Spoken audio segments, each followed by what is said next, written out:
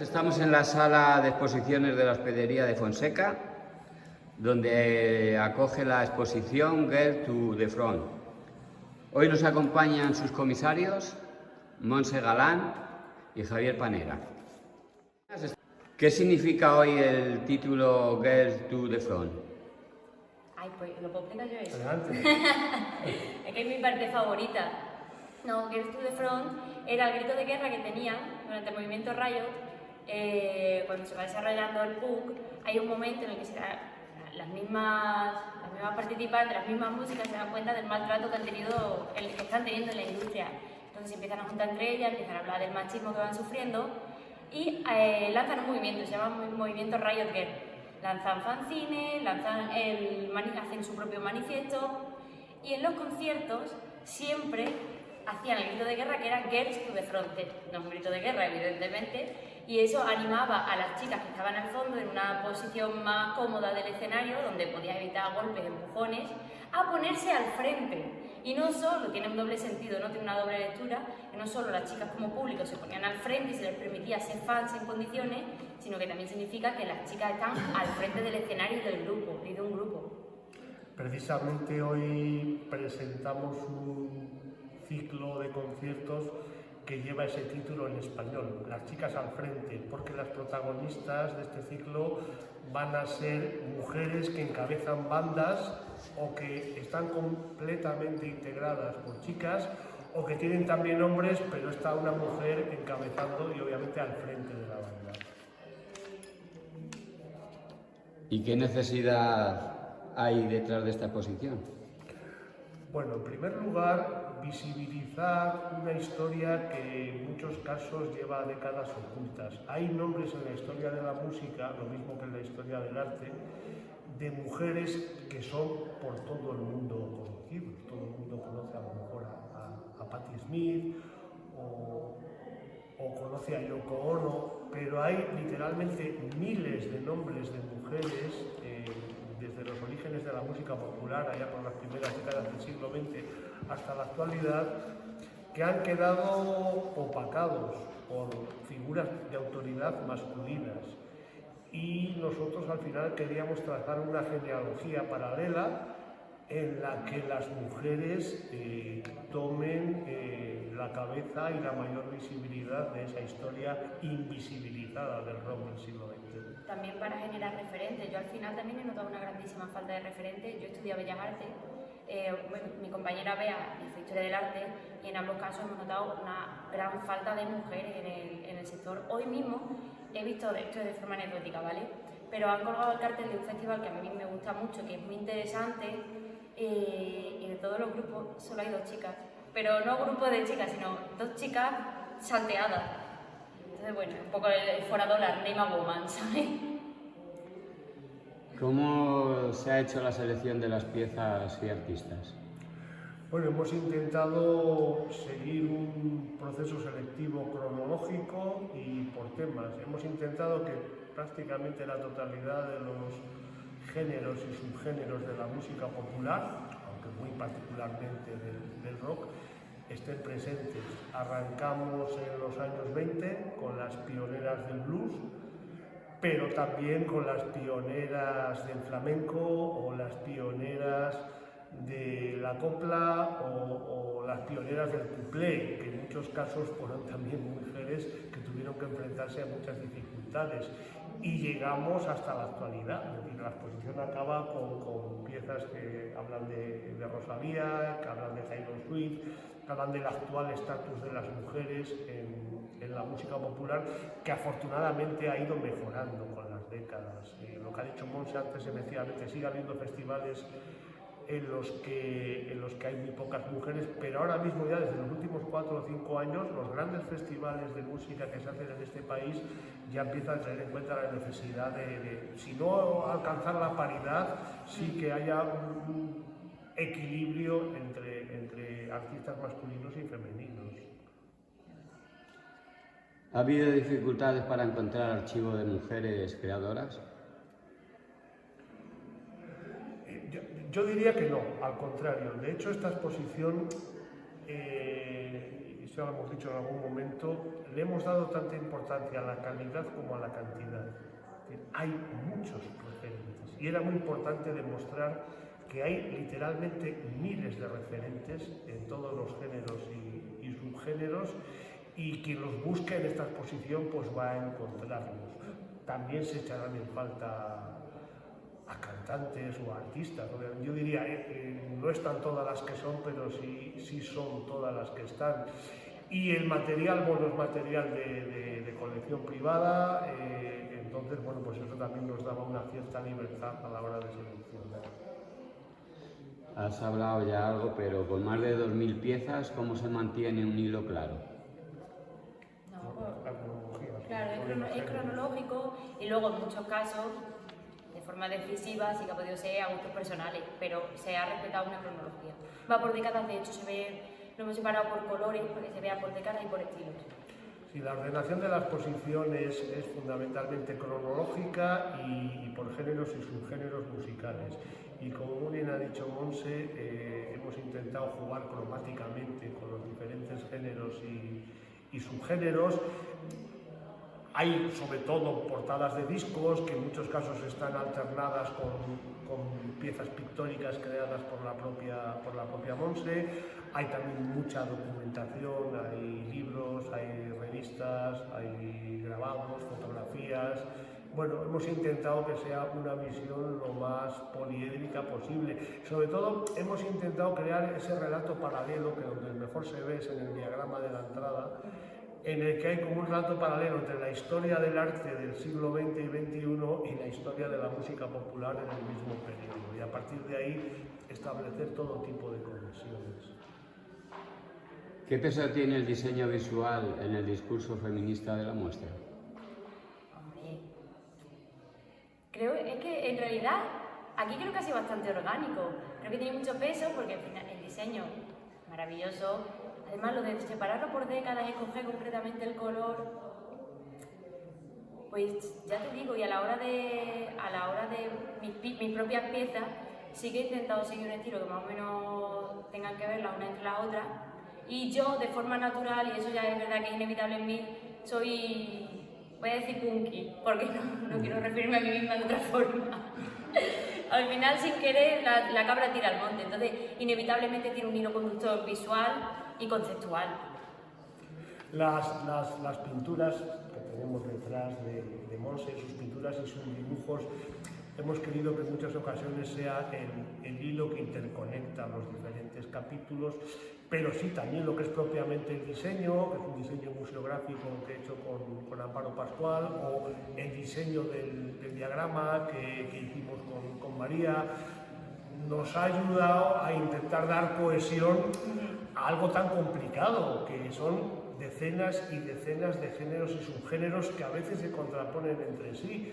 Y nosotros justamente lo que hemos intentado en ese diagrama es interconectarlos, relacionarlos y que la gente vea que una historia del arte, una historia de la música no se pueden contar de modo aislado, sino buscando hilos de conexión entre todas las prácticas culturales. Precisamente esta pregunta, ¿qué aportan fanzines y otros materiales menores al relato de la exposición? Por mucho, porque los fanzines, ten en cuenta que eran una forma de distribución, tenían una forma de distribución muy barata, muy económica. Y además me gusta porque el planteamiento de los fanzines es un poco el que tenemos nosotros aquí en la exposición.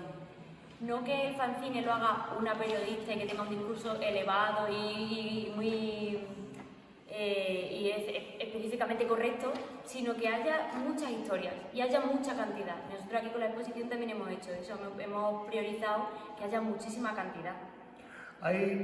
Digamos, hemos buscado un equilibrio entre piezas, publicaciones, llamémoslas amateur, como son los fanzines, que en periodos como el movimiento Riot Girl pues juegan, como muy bien ha dicho Monse, son decisivos para entender ese movimiento, pero hay también sí mucha documentación de revistas, de libros, de documentos. Por ejemplo, la exposición se abre como una especie de kiosco de prensa, en el que hay una treintena de publicaciones, están básicamente todas las cabeceras musicales que se editan en España y en Europa, y hemos escogido aquellas que tenían a mujeres en portada.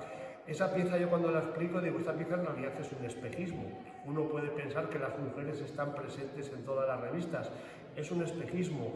Hemos escogido en todos los casos cabeceras que eran la única de 12 números al año en los que salía una mujer. Y si uno coge la revista Rolling Stone o la revista Popular 1 o la revista Rock de Luz, en los 12 números que sacan al año, solo una vez al año, a veces ninguno, sale una mujer. Ese es el que hemos escogido y claro, al verlos todos juntos puede parecer un espejismo. En realidad es una rareza lo que está viendo la gente ahí. ¿Qué papel juegan figuras como Patti Smith, Björk y otras artistas muy conocidas en la construcción de esta genealogía? No, el impacto que han tenido en la misma industria, en la música y en el arte.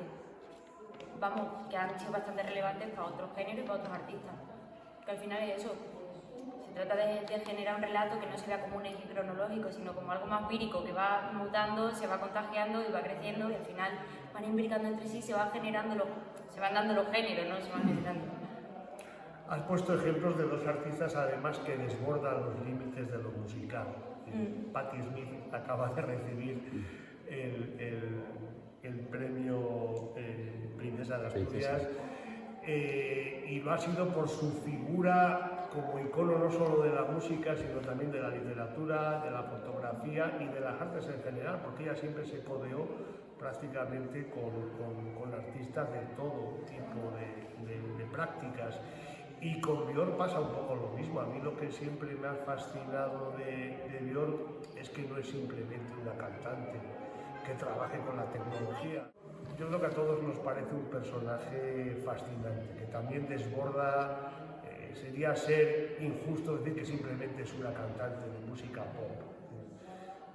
Björk queda universos iconográficos que una vez que los ves se te quedan grabados para siempre en la retina y en el cerebro.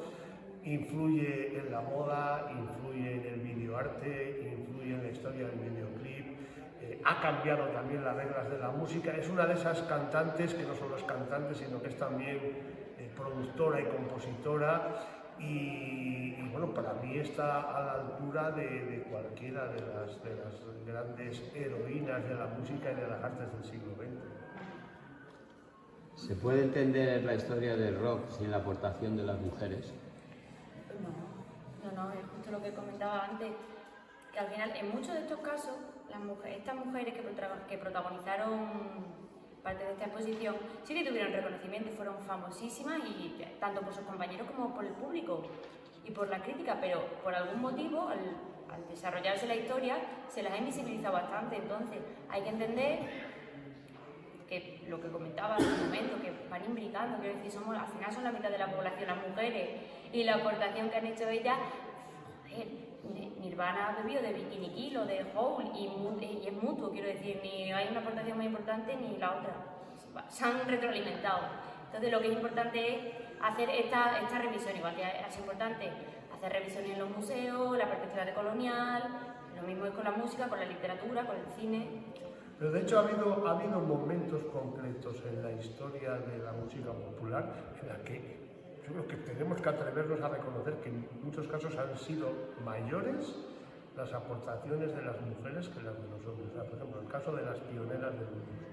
La gente habla de que el blues lo inventan Robert Johnson y compañía. No, es que había mucho antes que Robert Johnson, gente como Memphis Minnie, que han quedado opacadas por la historia de la música, o el caso, por ejemplo, las pioneras de la música electrónica en los años 60, las mujeres que trabajaban como técnicas e ingenieras en los estudios de la BBC de Londres, cambiaron las reglas de la música, fueron las primeras que empiezan a introducir sonidos extraños, sonidos sintetizados, que trabajan de un modo absolutamente artesanal, que hoy nos puede llamar mucho la atención, pero cambiaron las reglas de la música. Y esos ejemplos que has dicho antes, Björk, yo creo que ha cambiado las reglas de la música actual, o como las pueden cambiar cantantes actuales como Arca, por ejemplo, también, que está llevando la música y lo que tiene que ver con las ideas. La música está es muy importante para las identidades, bien sean de género, o bien sean tribales, o bien sean rituales, y personas como Arca han cambiado completamente esas reglas, y esta exposición pues intenta hacerse eco de esos cambios. ¿Qué aporta que esta exposición forme parte de las Noches del Fonseca? Bueno, esa igual la debo contestar Sí. yo. No, desde el principio tenemos claro, Noches de Fonseca es un festival de música y artes escénicas. Y sí que es verdad que el espacio del claustro renacentista condiciona también el tipo de propuestas que mostramos allí. Por ejemplo, una de las propuestas más importantes de este año en Fonseca es también una mujer, es María José Yergo, que inicia su gira española en Noches de Fonseca, la semana que viene. Pero ahí las propuestas son mayormente escénicas, o bien teatro del siglo oro, o bien clásicos grecolatinos. Y ya el año pasado tuvimos claro que queríamos tener como un Fonseca paralelo, ¿no? Un Fonseca más vinculado a un público más joven, más vinculado a la cultura popular, a la música pop, y ese es un poco el papel que jugamos aquí. Por una parte con la exposición Genias, que es una exposición que rinde homenaje también a las mujeres que olvidó la historia de la literatura del siglo de oro, y esta exposición que casi lo inicia donde lo deja aquella, ¿no? En este caso, las músicas que han cambiado las reglas de la industria de los últimos 100 años. ¿Y qué significa para vosotros esta exposición? Hombre, a mí a nivel personal es muchísimo. Y ya te digo, para mí era una necesidad por falta de referentes que tenía. Yo os lo comentaba, ¿no? Que mi forma de consumir música era delante del ordenador, a descargarme canciones, a granel, y más o menos ir viendo, pues mira, esto sí me gusta, esto también. Voy a ir buscando en base a esto. Me iba haciendo yo mis propias listas y me iba decantando por el rock y por el punk. Y yo terminé pensando con 16 años que el punk y el rock no eran cosas de mujeres. Poco a poco fui descubriendo que sí, y a mí, vamos, a mí esto me hace muchísima ilusión. A nivel personal, esto es lo que a mí me hubiese gustado ver cuando yo tenía 15 años. Para mí esta exposición es muy importante, y además era muy importante hacerla como museo. Siempre cuento esta anécdota, que el origen de este proyecto está en una exposición que yo organizo hace 3 años, cuando ella todavía era estudiante. Conocía su trabajo, en ese momento yo montaba una exposición en Madrid bastante compleja, con artistas internacionales de la talla de Andy Warhol, de Robert Rauschenberg, de Nigel Page, de Joseph Beuys, primeras figuras internacionales, y la invito a participar en ese proyecto. La invito a participar con una serie pictórica que está haciendo ella en ese momento, y casi se lo digo a medias, ¿no? Y ya armo el cartel de la exposición, y un día vengo yo todo contento, digo, ya verás qué sorpresa le doy a Monse cuando vea su nombre al lado de todos estos primeros artistas internacionales, ¿no? Y le entrego el cartel, lo mira y empieza a mirarlo, y veo que poco a poco se le va poniendo cara como de escepticismo, ¿no? En vez de sorpresa. Yo pensaba que se iba a sentir, y de repente va y me dice, menudo campo de nabos. Claro, y tenía gran parte de razón. Había más mujeres de las que ella creía, pero efectivamente la proporción de mujeres frente a hombres estaba desequilibrada, y me hizo sentir muy culpable. Y mi respuesta fue, digo, bueno, pues si tú te atreves a organizar conmigo una exposición exclusivamente con mujeres, si quieres podemos trabajar juntos. Y en ese momento empezamos a trabajar en ese proyecto. Aquello fue inicialmente, en su caso, un trabajo fin de máster, en una versión mucho más reducida que esta, y bueno, el proyecto empezó a crecer, hubo una primera versión más reducida que esta también en Logroño, y esta es la mayor que hemos hecho hasta ahora. ¿Qué reacción os gustaría que se llevara el visitante al salir? Que se le hice contento, ¿no? Que reconociese que... Al final esto tiene un rollo bastante didáctico, entonces a mí me gustaría que en muchos casos reconociesen artistas y ¡ay, qué guay! Esta me encanta, esta tal, y en otros casos aprendan, que salgan aprendidos y que salgan contentos. Me gustaría que les gustara. Sí, a mí yo me daría por satisfecho si la gente sale de esta expo y nunca había oído hablar de Big Mama Thornton, y lo primero que hace al llegar a casa es ponerse a escuchar un disco de Big Mama Thornton, o que de repente escuche un disco de las pioneras de la electrónica, de repente, Daphne Oran, ¿quién es Daphne Oran si yo nunca había oído hablar? Y de repente va a escuchar por Spotify a Daphne Oran y va a quedar fascinada o fascinado, porque de repente tiene ahí unos musicazos que la historia, digamos, mainstream les había negado. Entonces, como ha dicho Monse, la exposición tiene un componente bastante didáctico. Hay muchos textos presentando cada una de las secciones. Hay listas de Spotify distribuidas en los diferentes capítulos para que la gente también pueda descargarse esas canciones.